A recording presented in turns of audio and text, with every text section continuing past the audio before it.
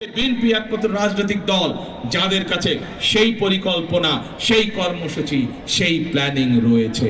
আমরা এমন কিছু মানুষের কাছে বলতে চাই না যা মানুষের আওতার মধ্যে নয়।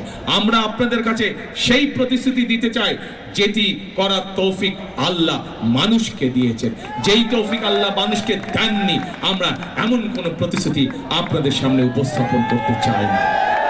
প্রিয় ভাই বোনেরা, সেজন্যই আমরা বলেছি বিএনপি সৃষ্টি হওয়ার পর থেকে এই দেশের মানুষের পাশে বিএনপি ছিল।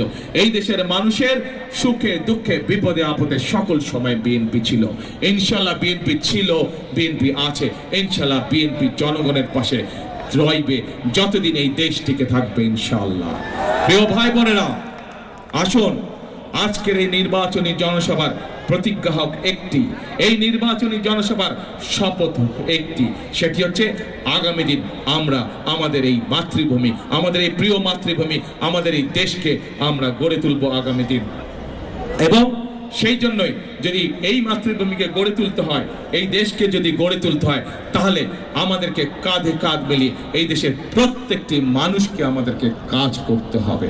প্রিয় ভাই বোনেরা, দেশনেত্রী বেগম খালেদা জিয়া, ওনার সন্তান হিসেবে আমি জানি এই মানুষটিকে স্বৈরাচার বিভিন্ন সময় বিভিন্ন রকম প্রস্তাব দিয়েছিল যে আপনাকে আমরা ছেড়ে দিব, আপনি বিদেশ চলে যান।